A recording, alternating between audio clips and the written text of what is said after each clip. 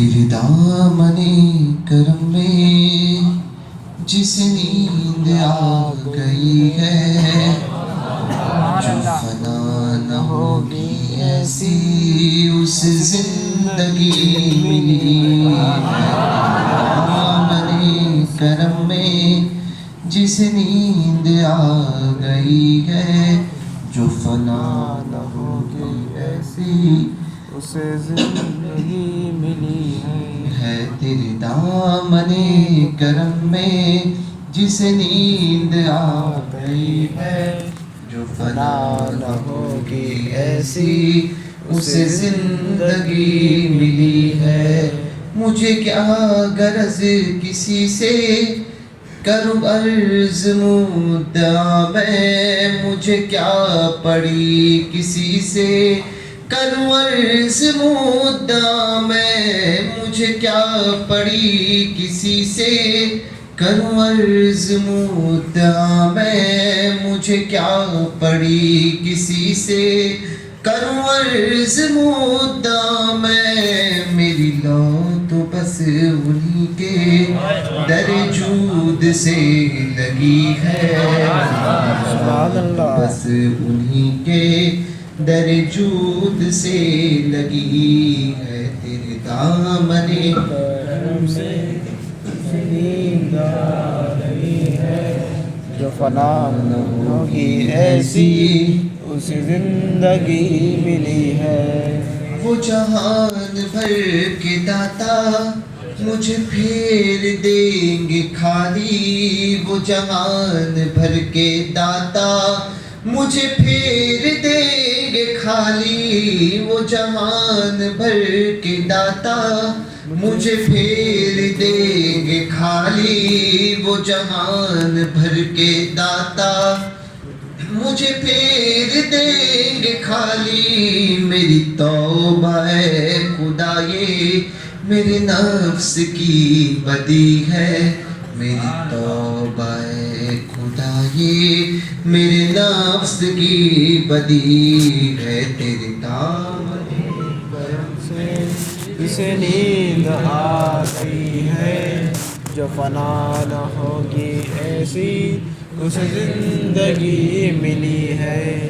میں گناہ گار ہوں اور بڑے مرتبوں کی خواہش، میں گناہ گار ہوں اور بڑے مرتبوں کی خواہش، میں گناہ گار ہوں اور بڑے مرتبوں کی خواہش، میں گناہ گار ہوں اور بڑے مرتبوں کی خواہش۔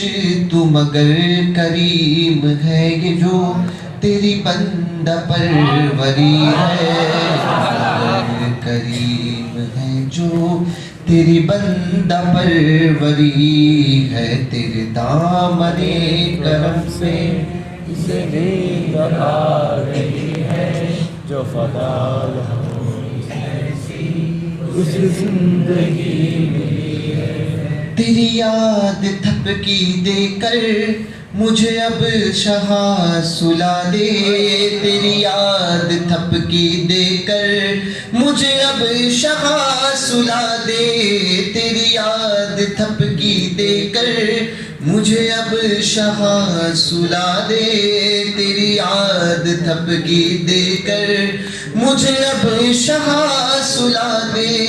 مجھے جاگتے ہوئے یوں بڑی دیر ہو گئی ہے، جاگتے ہوئے یوں بڑی دیر ہو گئی ہے۔ تیرے دامن کرم میں جس نیند آ گئی ہے جو فنا نہ ہوگی ایسی اسے زندگی ملی ہے۔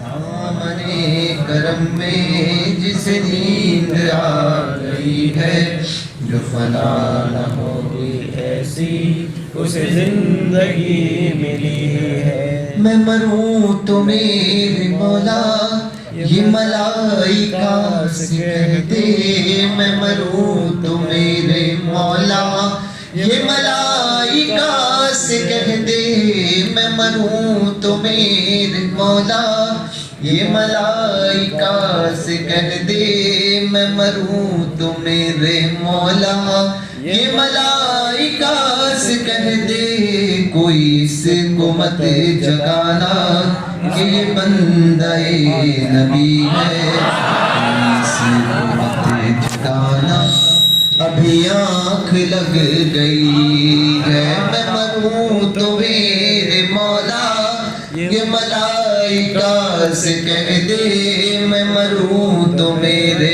مولا یہ ملائکہ سے کہہ دے میں مروں تو میرے مولا یہ ملائکہ سے کہہ دے میں مروں تو میرے مولا یہ ملائکہ سے کہہ دے کوئی اس کو مت جگانا ابھی آنکھ لگ گئی ہے کوئی اس کو مت جگانا ابھی آنکھ لگ گئی ہے تیرے دامن کرم میں اسے نیند آ گئی ہے جو فنا نہ ہوگی ایسی اسے زندگی ملی جو پے سوال آئے مجھے دیکھ کر یہ بھولے جو پے سوال آئے مجھے دیکھ کر یہ بولے جو پے سوال آئے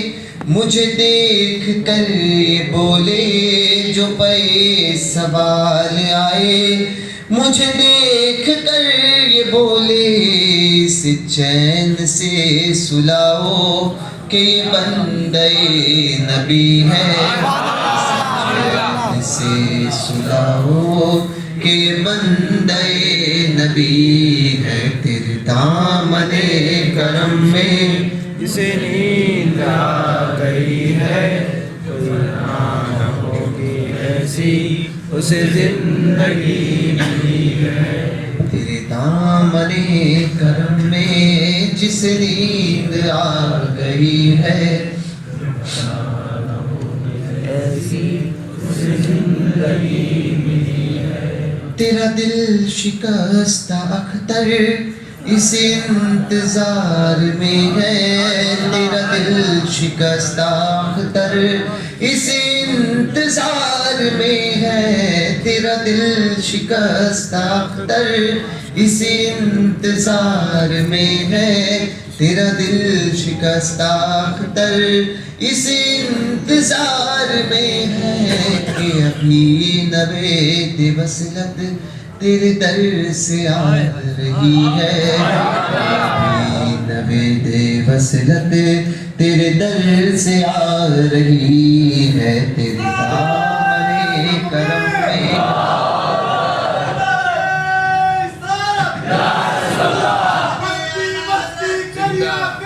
تاج الشریعہ تاج الشریعہ تاج الشریعہ تاج الشریعہ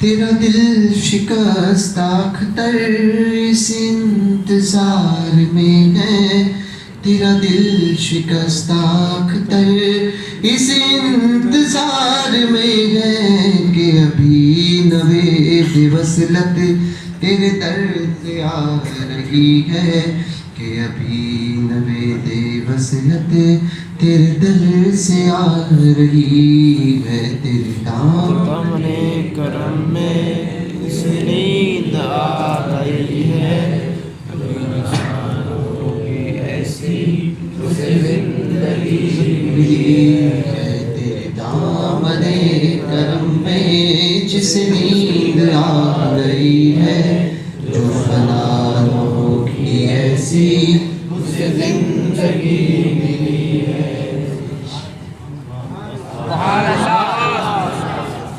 درود پاک پڑھ لو اللهم صل على سيدنا شفيعنا حبيبنا مولانا محمد وعلى اله وصحبه وسلم السلام عليكم ورحمة الله صلى الله تعالى عليه وسلم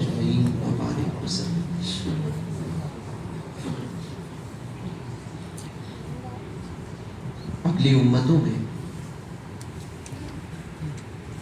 ایک شخص تھا جس نے دنیا سے کنارہ کشی کی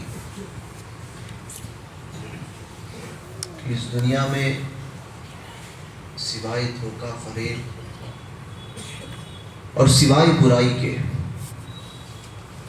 اور کچھ نہیں ہے، تو میں اس دنیا سے دور چلے جاتا ہوں، مجھے اس دنیا سے کوئی غرض نہیں ہے۔ یہ کہتے ہوئے اس نے دنیا کو ترک کیا اور بستی سے نکلا، آبادی سے نکلا۔ قریب میں جنگل تھا، جنگل میں ایک ٹیلا تھا، چھوٹی سی پہاڑی۔ اس ٹیلے پر پہنچ کر اپنی کٹھیا بنائی اور ریاضتوں میں لگ گیا۔ ریاضت اتنی کی کہ دھیرے دھیرے اس کا شمار اللہ والوں میں ہونے لگا، یہاں تک کہ اس کی ریاضتوں کا، اس کی عبادتوں کا شہرہ شہر تک پہنچا۔ لوگ کہتے تھے کہ فلاں جنگل میں، فلاں پہاڑی پر، اس ٹیلے پر ایک اللہ والا رہتا ہے۔ بہرکیف اس شخص نے دنیا کی طرف نہ دیکھنے کا قصد کیا۔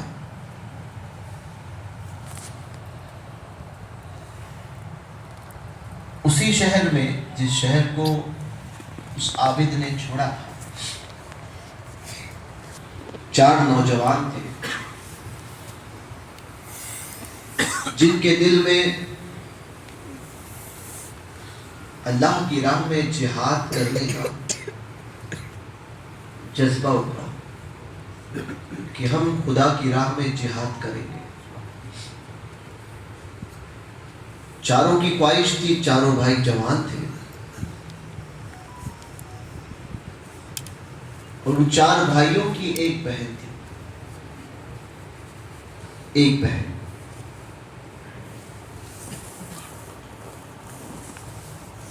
وہ بھی جوانی کی دہلیز پر پہنچ گئی تھی۔ اب ایک بھائی دوسرے بھائی سے کہتا کہ تم اس کی ذمہ داری لے لو، ہر کوئی کہتا کہ مجھے خدا کی راہ میں جہاد کرنا ہے۔ اس سبب کہ اب بہن کی ذمہ داری اٹھائے گا کون؟ وہ چاروں بھائی بے چین تھے۔ بہرکیف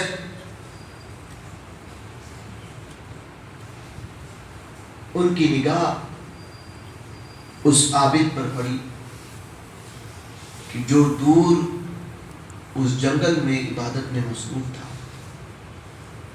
اس عابد سے انہوں نے کہا، پہنچے اور کہا کہ حضور، ہم راہ خدا میں جہاد کرنے کی خواہش رکھتے ہیں، مگر بہن کی ذمہ داری راہ میں آڑے آ رہی ہے۔ ہم کچھ وقت اللہ کی راہ میں جہاد کریں گے، اور اگر لوٹ آئے تو پھر اپنی اس بہن کو آپ سے لے لیں گے۔ کیا آپ اس کی ذمہ داری سنبھالتے ہیں؟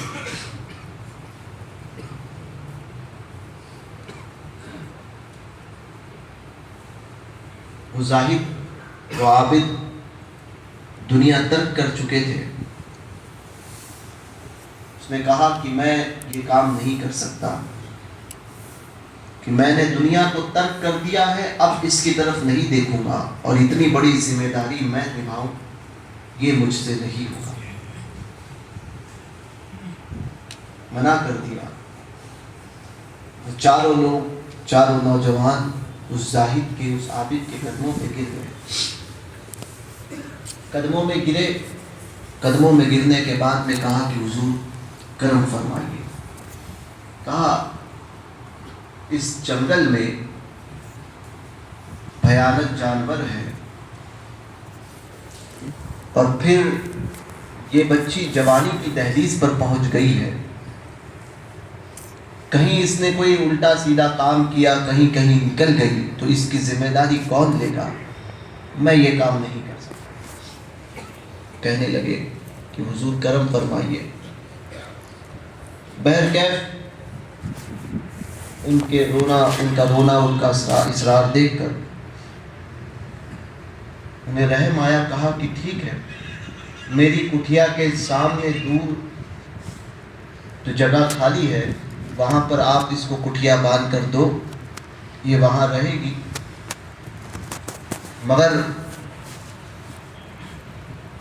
سوائے 2 وقت کے کھانا کے میں اس کی ذمہ داری اور کچھ نہیں لیتا۔ کہا ٹھیک ہے، مان گئے۔ بھائیوں نے کٹھیا بنائی، بہن کے رہنے کا انتظام کیا، بہن کو وہاں رکھا، اور چاروں بھائی خوشی خوشی راہ خدا میں جہاد کے لیے نکلے۔ عرصے تک جہاد میں رہے۔ یہاں وہ زاہد روزانہ اپنی رات بھر عبادت کرتے، دن میں 2 مرتبہ روٹی کا معاملات جو ہوتے یا کھانا جو ہوتا وہ اس کے دروازے پر کٹھیا کے باہر رکھ کے آتے اور آواز دیتے کہ اپنا کھانا لے لو۔ بات ہوئی، وہ بچی کھانا لیتی، کھانا کھاتی۔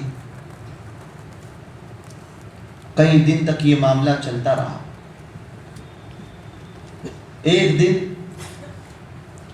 وہ زاہد و عابد کھانا رکھنے گئے، شیطان نے دل میں بات ڈالی، کیسے بدتمیز اور بے حیا انسان ہو کہ یہ بچی جس کا یہاں کوئی پرسان حال نہیں ہے، تم ایسے اس کے پاس دہلیز پر کھانا رکھتے ہو جیسے کہ ایک بھکارن ہے۔ کم از کم لکڑی کے ذریعے عزت کے ساتھ تو کھانا دیا کرو۔ بات دل میں آئی کہ بات تو صحیح ہے، ٹھیک ہے۔ دوسرے دن سے ایک لکڑی کا انتظام کیا، لکڑی کے ایک سرے کو وہ پکڑتے اور دوسرے سرے پر کھانا لٹکا ہوا ہوتا اور کہتے کہ اس لکڑی سے لے لو۔ کئی دن بعد پھر ایک بات دل میں آئی کہ اتنے دن ہو گئے، بچی بیچاری اکیلی رہتی ہے، کم از کم کھانے کو اپنے ہاتھ سے تو دیا کرو۔ بات دل میں آئی، گھر کر گئی، کہا ٹھیک ہے، اب کھانے کو ہاتھ سے دینا شروع، ہاتھ سے پہنچایا۔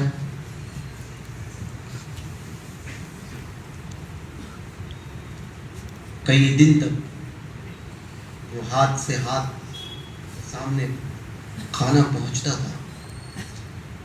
اب اس بچی کے حسن کو دیکھ کر اس عابد کا دل پگھلا۔ پھر شیطان نے کہا کہ کبھی کبھار اس کے ساتھ تو کھایا کرو۔ کہا ٹھیک ہے، دل کی مانی اور اس بچی کے ساتھ میں کھانا کھانے لگ گئے۔ کبھی کبھار سے پھر روزانہ ہو گیا۔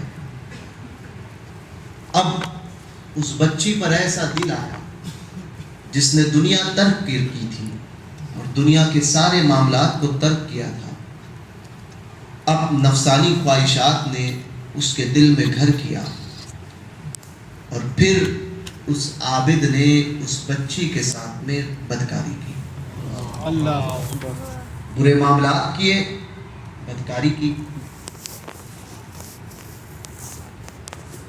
بدکاری سے فارغ ہوا، ایک مرتبہ لذت آئی، اب وہ بچی بھی اس میں ملوث ہو گئی۔ پھر 2 مرتبہ، اب معاملہ ایسا ہوا کہ یہ سلسلہ بڑھتا رہا۔ یہاں تک کہ ایک وقت آیا کہ اس بچی نے کہا کہ میں حاملہ ہو گئی ہوں.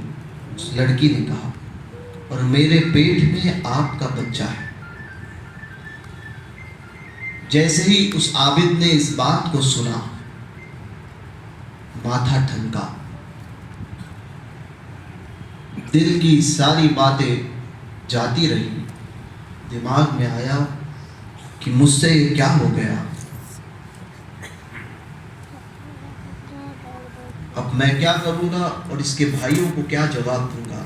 میں نے تو عہد کیا تھا کہ دنیا کی طرف نہیں دیکھوں گا, اور اب میں دنیا میں اس قدر ملوث ہو گیا. معاملات آگے بڑھے. اب پھر شیطان آیا اور شیطان نے کہا کہ اب کرتا کیا ہے, کہ خاتون تو حاملہ ہو گئی ہے. کہا کہ مجھے اس سے بچنا ہے. حمل کی مدت گزر گئی, یہاں تک کہ اس لڑکی نے اس بچے کو جنم دیا. جیسے ہی بچے کو جنم دیا, شیطان نے آ کر کہا کہ اب تو ساری جگہ پر یہ خبر پھیل جائے گی. سوچ نے عابد سے کہا, عابد کہنے لگا کہ اب میں کیا کروں.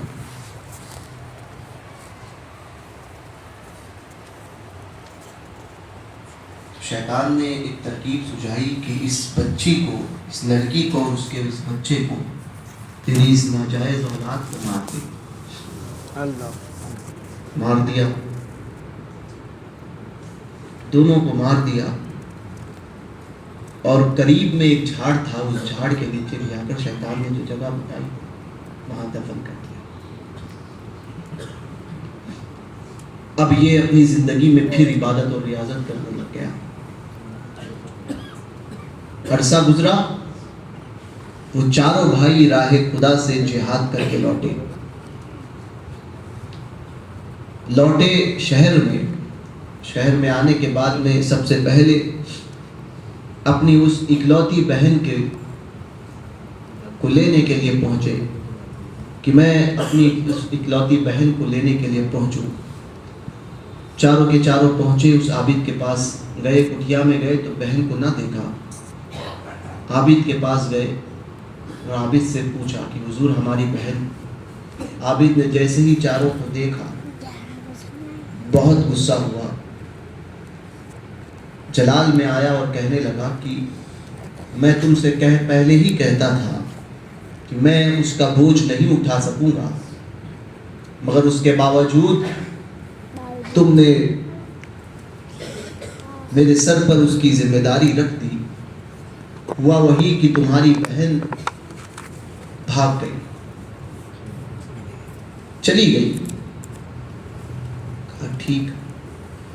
رونے لگے, کہنے لگے حضور آپ کے ہوتے. فرمایا میں اس کا ذمہ دار نہیں, میں تو اس کی اپنی عبادت اور ریاضت میں مصروف رہتا تھا. 2 وقت کی روٹی میرے ذمے تھی, میں پہنچاتا تھا, وہ بھاگ گئی تو اب میں کیا کروں. میں نے تو پہلے ہی تم سے کہا تھا. چونکہ بات ہی ویسی تھی, یہ چاروں بھائی واپس آئے, اپنی بہن کا پتہ معلوم کرنے لگے, کہیں سے کوئی سراغ نہیں ملا. اب شیطان ان چاروں بھائیوں کے پاس گیا. چاروں بھائیوں کے پاس پہنچا. پہنچنے کے بعد میں اس شیطان نے کہا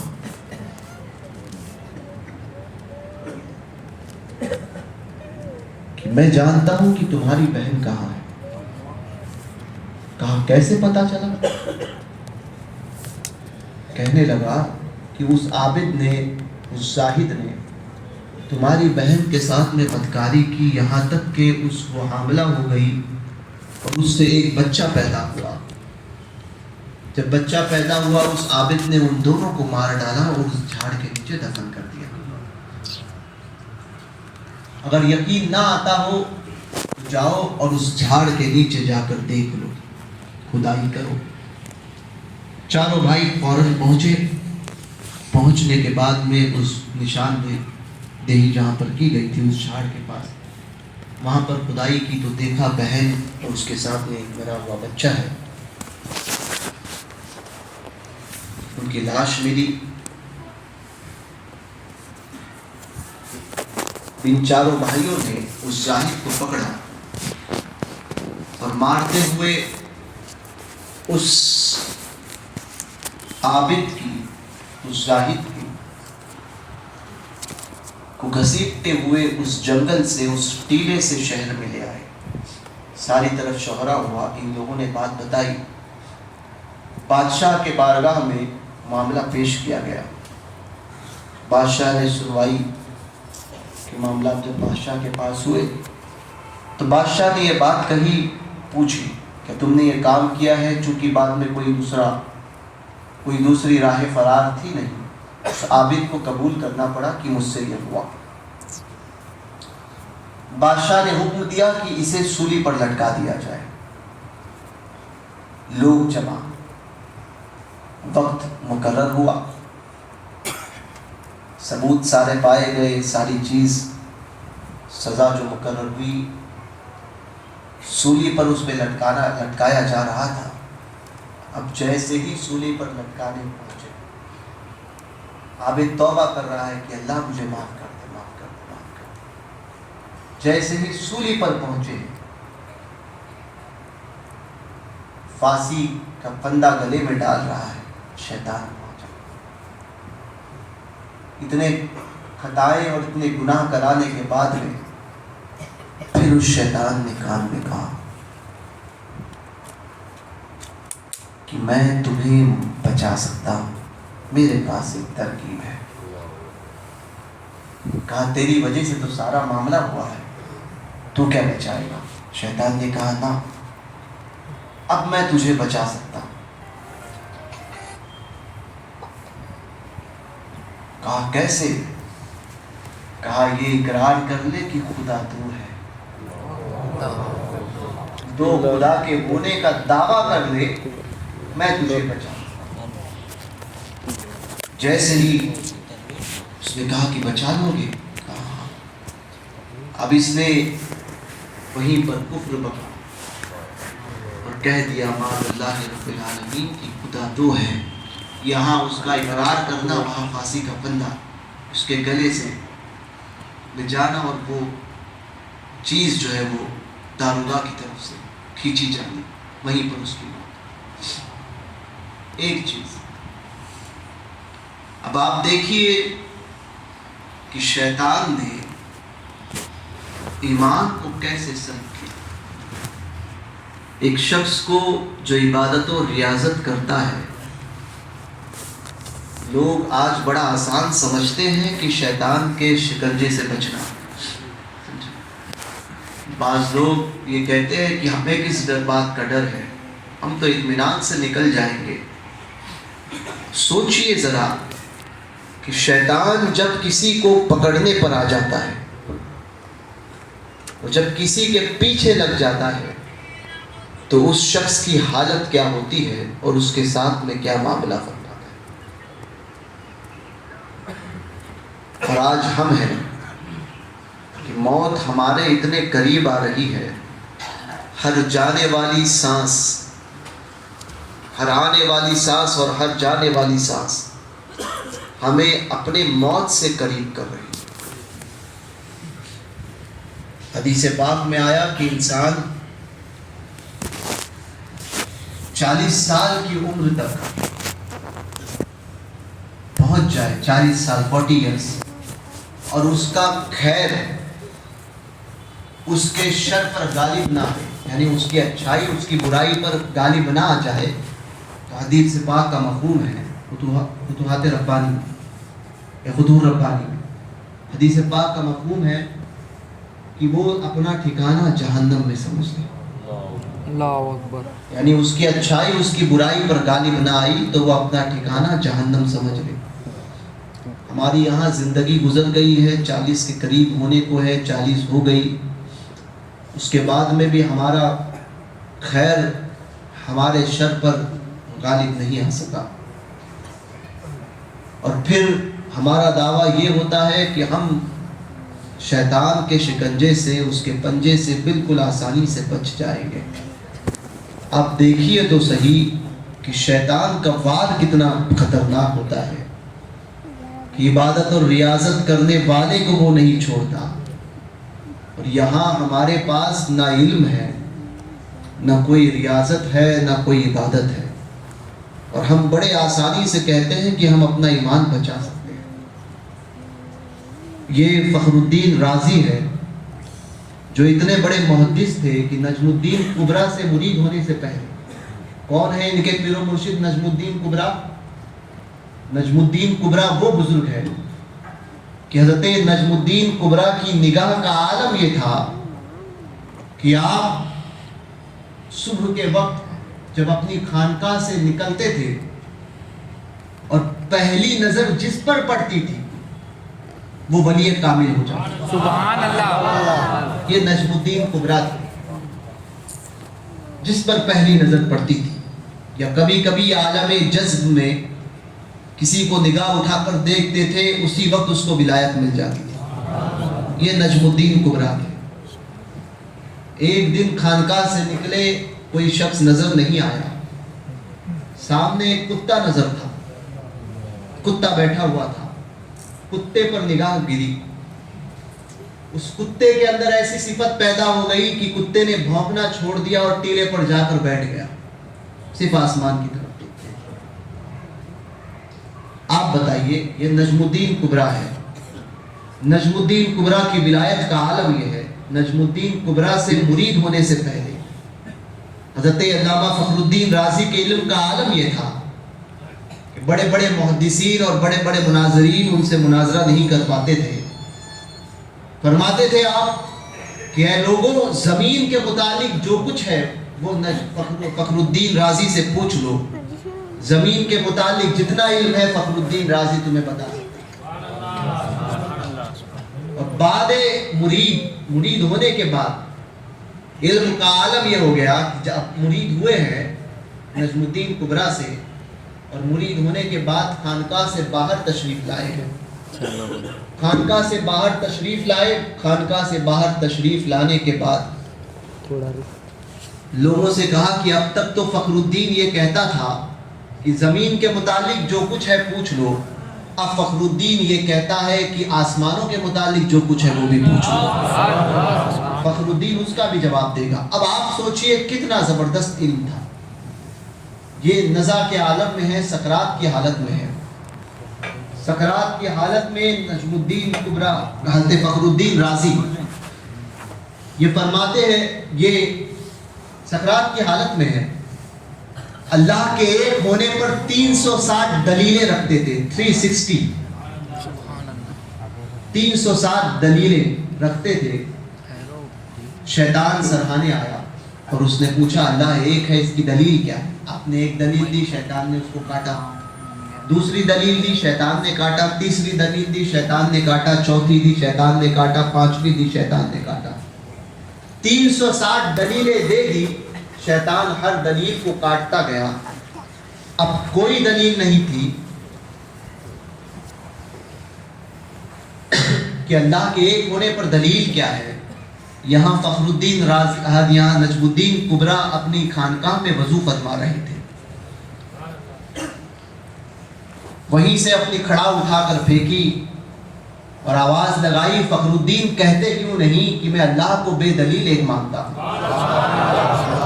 یہ کہنا تھا کہ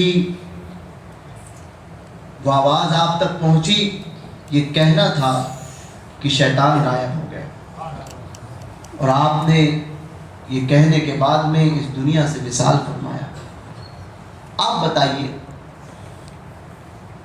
کہ اتنا معاملات شیطان کے ہیں، اور ایمان اتنی اہم اور اتنی انمول نعمت ہے اللہ تبارک و تعالیٰ کی کہ جس کا بدلہ دوسرا کوئی نہیں۔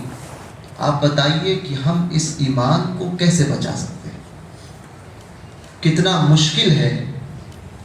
یہاں 5 آدمی اگر ہمارے سامنے آئے یا 10 آدمی سامنے ہو جائے تو ہم لڑتے نہیں ہیں، یہاں تو شیطان سرہانے آئے گا، اور یہ ساری باتیں اس کے باوجود ہم یہ کہتے ہیں کہ بہت آسان ہے ایمان بچانا، بد مذہبوں کے ساتھ میں اٹھو بیٹھو، ہم کہتے ہیں ہمارا ایمان تو بڑا مضبوط ہے۔ वहाबिया दयाबना के साथ में उठो बैठो हम कहते हैं हमारा ईमान बड़ा मजबूत है। आप बताइए कि आज इतने सख्त तरीन मामलात में हम अपने ईमान को बचा सकते हैं। इमरान बिन खित्तान, ये मुहद्दिस था, अपनी आखिरी बात कर रहा हूँ, ये मुहद्दिस था और ऐसा मुहद्दिस कि एक दो नहीं बल्कि लाखों लाख हदीसें इसे ज़बानी याद थी, एक दो नहीं लाखों लाख हदीसें। और आज के दौर का नहीं है, ये ताबईन के दौर का मुहद्दिस था, ताबईन के दौर का, यानी इमाम आज़म अबू हनीफा का दौर है, उस दौर का मुहद्दिस इमरान बिन खित्तान। अब इमरान बिन खित्तान को आप देख लो, लाखों लाख हदीसें जिसको याद हो। आज हम कहते हैं ना, अरे किसी गैर की बेटी लेकर आएंगे, हमें क्या है, सुन्नी बनाएंगे। उसको सुन्नी बनाने के चक्कर में तो खुद पिलपिला हो जाता है, समझे।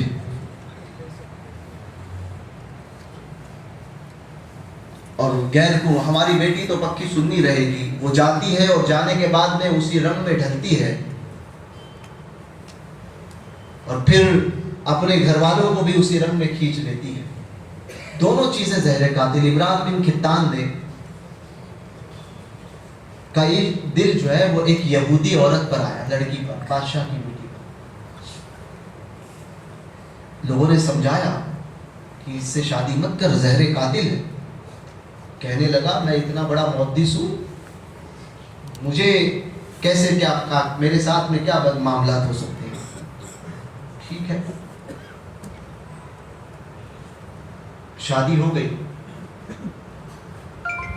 शादी होने के बाद में लोग कहते थे कि अब भी समझ जा, कहता है ना मैं इतना कमजोर थोड़ी हूँ कि मेरा ईमान थोड़ी इतना कमजोर है कि मैं भूल जाऊंगा, अपने दीन को छोड़ दूंगा।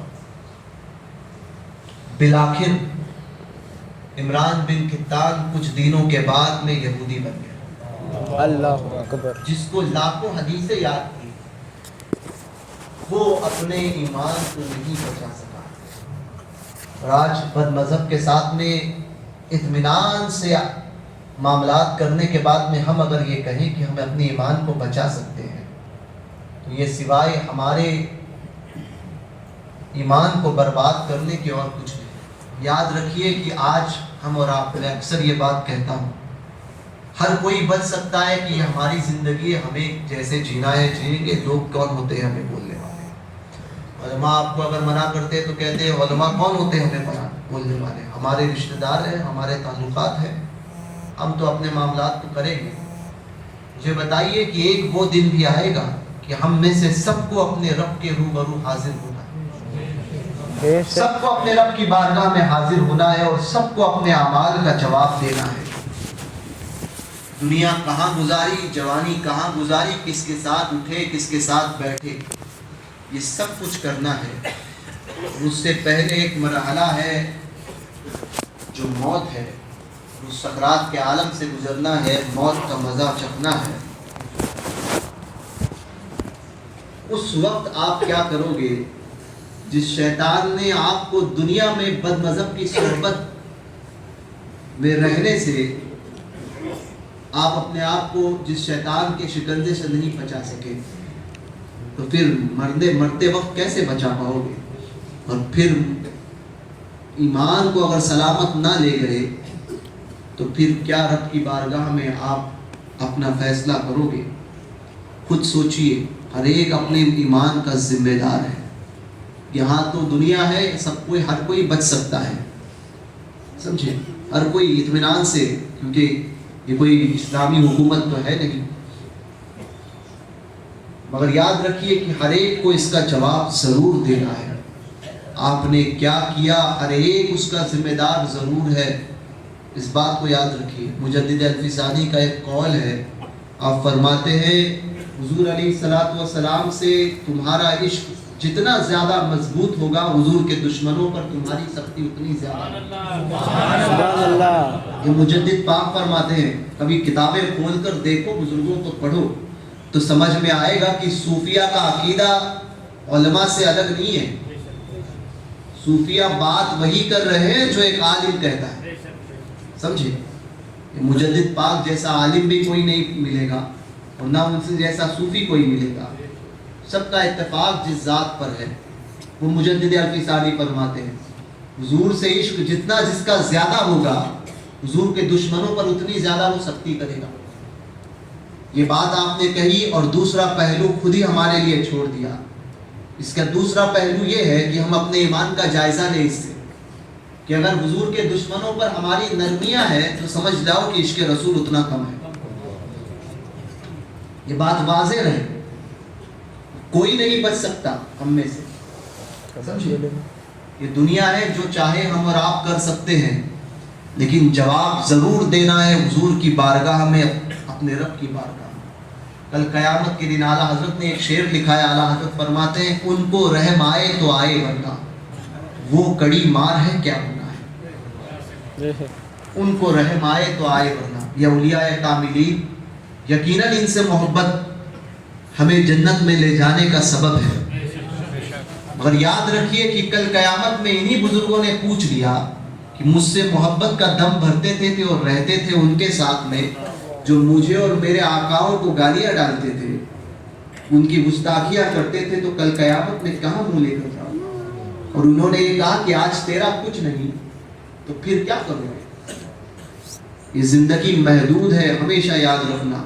60 سال 70 سال 80 سال جانا ضرور ہے, موت آئے گی اور پھر اس آنے کے بعد میں تمہارا باپ ہو, تمہاری ماں ہو, تمہاری بہن ہو, تمہارا بھائی ہو, وہ دوست جس کے بغیر تمہیں ایک لمحہ قرار نہیں آتا تھا, یا اس دوست کو تمہارے بغیر ایک لمحہ قرار نہیں آتا تھا, وہ تمہاری بیوی ہو یا تمہارے بچے ہو, مرنے کے بعد میں اب کوئی تمہارا ساتھی نہیں رہا. جس گھر کو تم اپنا کہتے تھے وہ گھر بھی تمہارا نہیں رہا. وہاں پر ایک رات رکھنے کے لیے جس گھر کو تم نے اور ہم نے بنایا ہے, ایک رات بھی رہنے کے لیے مہلت نہیں دی جاتی. گھر والے بھی کہتے ہیں, باہر والے بھی کہتے ہیں کہ میت کب چلی جائے گی. جس نام کے لیے ہم سب کچھ کرتے ہیں, مرنے کے بعد میں سب سے پہلے ہمارا وہ نام چھین لیا جاتا ہے. لوگ یہ نہیں کہتے کہ فلاں شخص کو کب اٹھاؤ گے, سب سے پہلے یہ کہتے ہیں کہ میت کو کب اٹھاؤ گے. سب سے پہلے جس نام کے لیے ہم اور آپ مرتے ہیں وہ نام ہم سے جدا ہوتا ہے. قبر کے اندر سب سے پہلے کوئی چیز پگھلتی ہے وہ اب تمہاری ناک ہے. اس ناک کو یعنی اس کی عزت بچانے کے لیے تم سب کچھ کرتے ہو, حلال اور حرام کی تمیز نہیں کرتے, صحیح اور غلط میں امتیاز نہیں کرتے. قبر میں جانے کے بعد میں سب سے پہلے تمہاری یہی چیز کو مٹی بنا دیا جائے گا. کیوں؟ کیونکہ بتانے کے لیے کہ یہ دنیا فانی ہے, اور جس دنیا کی شہرت کے لیے اور جس دنیا کی عزت کے لیے تم مرتا تھا اس میں تیرا کچھ نہیں ہے. موت نے تجھے سب کچھ بتا دیا اور موت تیرا سب کچھ چھین کر لے گئی. تو یہ یاد رکھیے, اس دنیا میں کیا کرو گے ہم اور آپ, کیا کریں گے. اس دنیا کی خاطر ہم جھوٹ اور سچ کا امتیاز چھوڑ دیتے ہیں, دنیا کی خاطر صحیح غلط کا امتیاز چھوڑ دیتے ہیں. وہی دنیا ساتھ چھوڑتی ہے. ایک باپ اپنی اولاد سے بے انتہا محبت کرتا ہے. کوئی باپ یہ تصور بھی نہیں کر سکتا کہ میرے جیتے جی میری اولاد کا میں جنازہ دوں. کوئی باپ یہ تصور نہیں کر سکتا. اور اس باپ کے دل سے پوچھو کہ جس باپ کے سامنے اس کے کڑیل نوجوان کا جنازہ جاتا ہو اس پر کیا گزرتی ہے, یہ وہ بتا سکتا ہے. اس کو وہی محسوس کرتا ہے جس کے اوپر یہ معاملات گزرے ہیں. مگر وہ باپ بھی اپنی اولاد کے انتقال کے بعد میں کبھی یہ نہیں کہتا کہ میں اس کے قبر میں اس کے ساتھ جاؤں. دوست اپنی جان چھڑکے اپنے دوست پر, مگر مرنے کے وقت میں وہ دوست یہ نہیں کہتا کہ یار میں اس کے ساتھ میں قبر میں سونے کو تیار ہوں. مرتے وقت وہ یہ نہیں کہتا کہ میں اس کو لے کر, اگر کوئی کہے کہ تم اتنی محبت کرتے تو قبر میں لیٹ جاؤ, تو وہ کہے گا کہ نانا یہ منزل تو اسے اکیلے طے کرنا ہے, میں جیتے جی اس منزل پہ کیسے پہنچ سکتا ہوں. سب کوئی ساتھ چھوڑتا ہے. میرے امام سرکار اعلیٰ حضرت فرماتے ہیں باپ جہاں بیٹے سے بھاگے لطف وہاں فرماتے یہ ہے، ماں جب اکلوتے کو چھوڑے آ کہہ کے بلاتے یہ ہے۔ فرماتے مرکد میں قبر کی منزل میں مرکد میں بندوں کو تھپک کر میٹھی نیند سلاتے یہ ہے۔ صلی اللہ علیہ محمد صلی اللہ علیہ وسلم۔ ایک ذات ہے جو قبر میں اور دنیا و آخرت میں تمہارا ساتھ کبھی نہیں چھوڑے گی، وہ حضور کی ذات ہے۔ جو حضور کا ہو گیا تو پھر حضور کے وسیلے سے یہ اولیاء کاملین یہ دنیا میں اور آخرت میں تمہیں رسوا نہیں ہونے دو گے۔ تو جو ہمیشہ کام آنے والے ہیں ان کے دامن کو تھام لو۔ یہ کیا ہے جو دنیا میں ساتھ چھوڑ دے، اس کے ساتھ اس کی دوستی کرنے کو، اس کی دوستی سے کیا فائدہ؟ میاں محمد بخش فرماتے ہیں عارف کھڑی، کھبا ہاتھ سجے کو دھودا سجا ہاتھ کھبے، یعنی سیدھا ہاتھ الٹے ہاتھ کو دھوتا ہے اور الٹا ہاتھ سیدھے ہاتھ کو۔ تو بھی کسی کا ہو جا محمد، پھر تیرا بھی کوئی ہو جائے۔ ہو جاؤ ان کے کہ پھر امام احمد رضا کی زبانی سرکار اعلیٰ حضرت فرماتے ہیں کہ انہیں جانا انہیں مانا نہ رکھا غیر سے کام، للہ الحمد میں دنیا سے مسلمان۔ سبحان اللہ۔ وہی کام آئیں گے اور وہی دنیا میں بیڑا پار لگائیں گے، آخرت میں۔ بس انہی باتوں کے ساتھ میں کوشش کرو کہ زندگی میں تبدیلی لاؤ۔ موت کا وقت قریب ہے، ہم تبصرے کرتے ہیں کہ حکومت کس کی آئے گی، سمجھے؟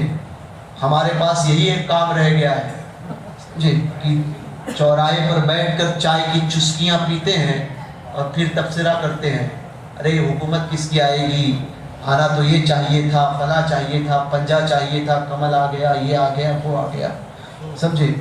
اور پرنٹ میڈیا نے اور یا انٹرنیٹ میڈیا نے یہ دکھایا تھا کہ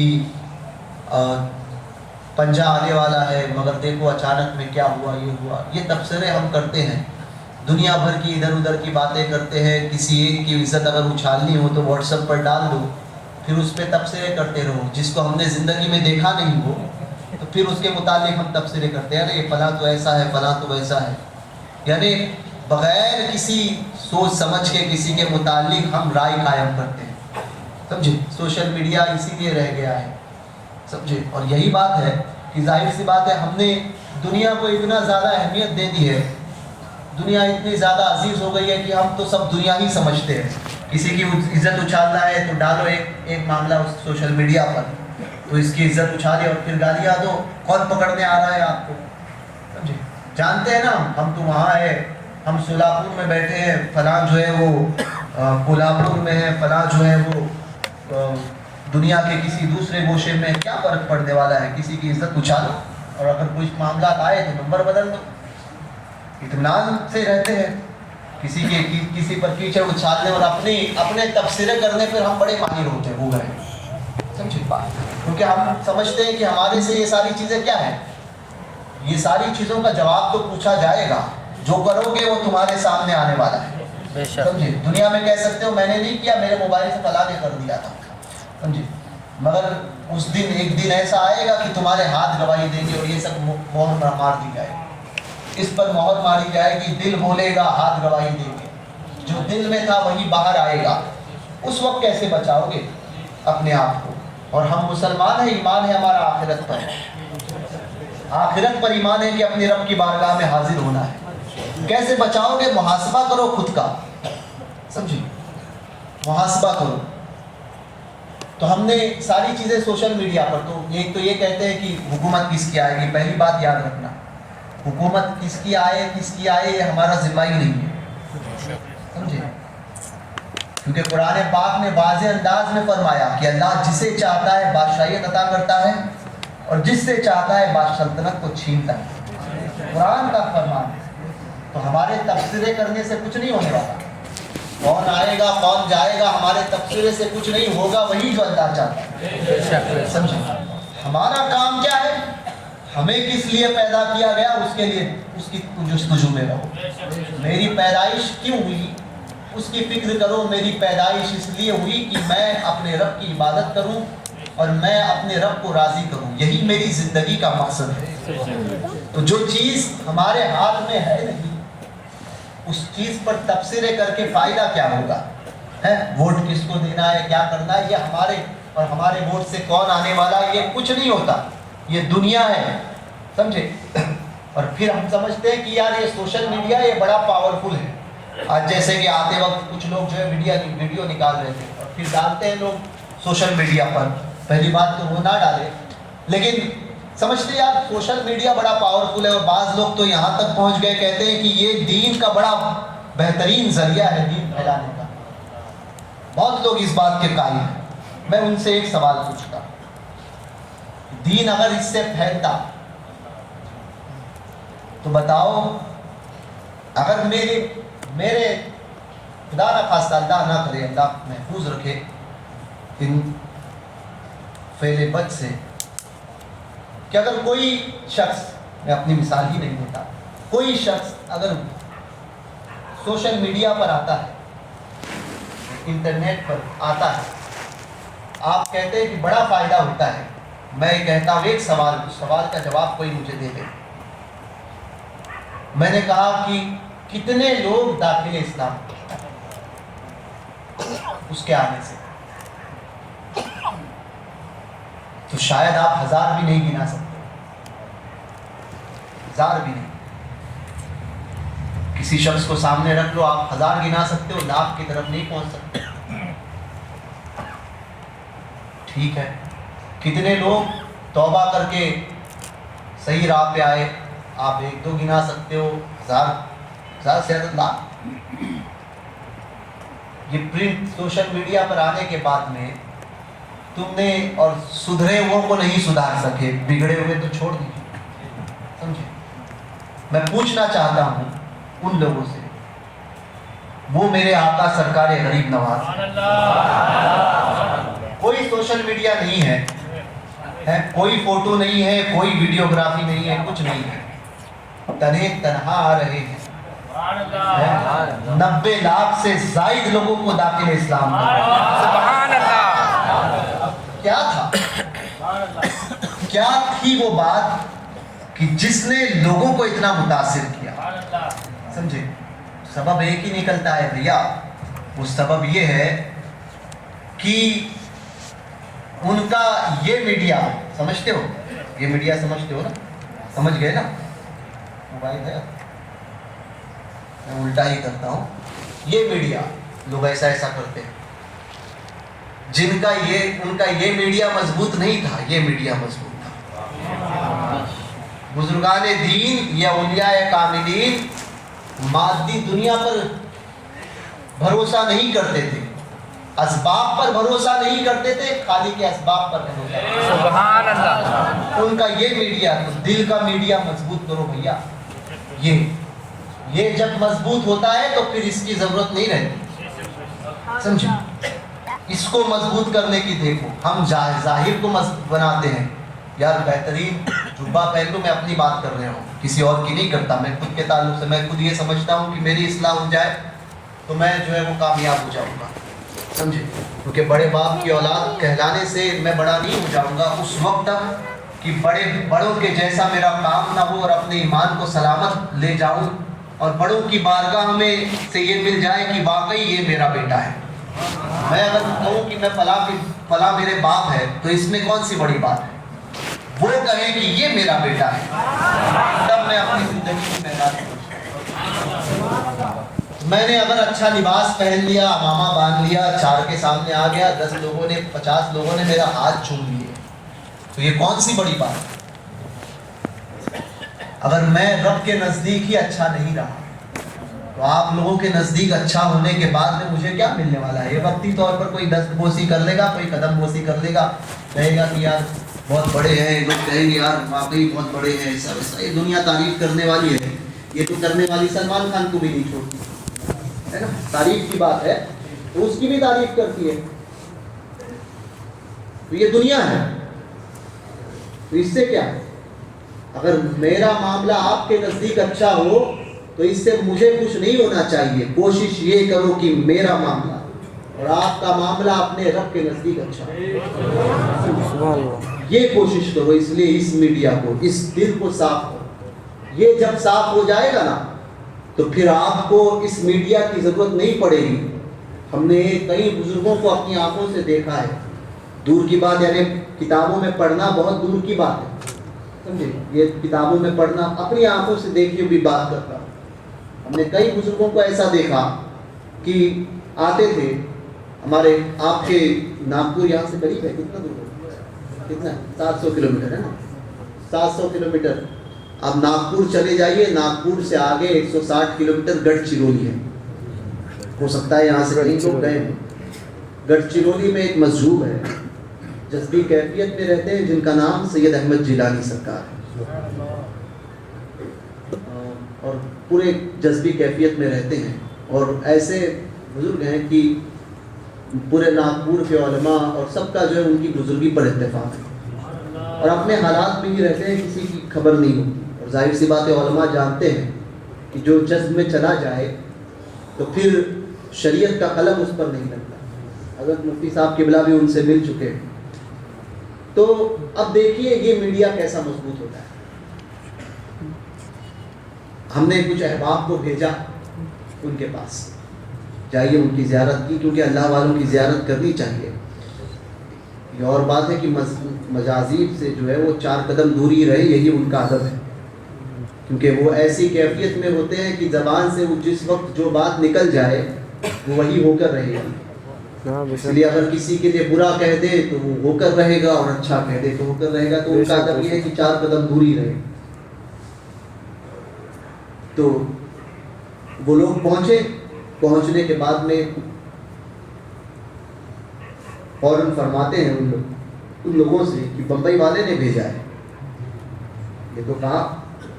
اب ان میں سے ایک نے, سمجھے, یہ نوٹ بندی سے پہلے کی بات ہے, 1000 کی نوٹ حضرت کی بارگاہ میں پیش کی.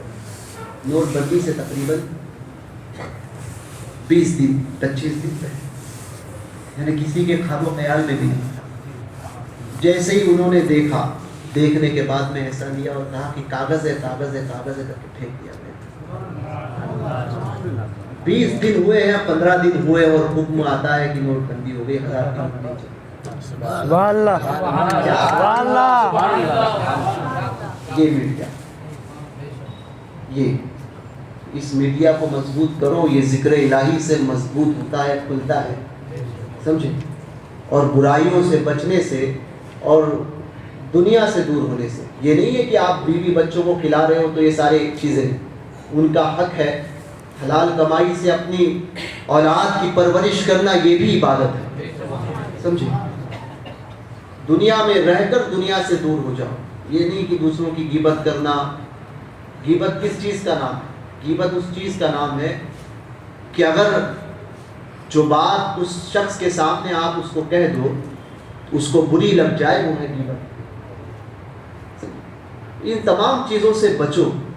یہ کوشش کرو کہ آخرت میں اپنے رب کی بارگاہ میں مجھے منہ دکھانا ہے اور مجھے اپنے اعمال کا بدلہ پانا ہے.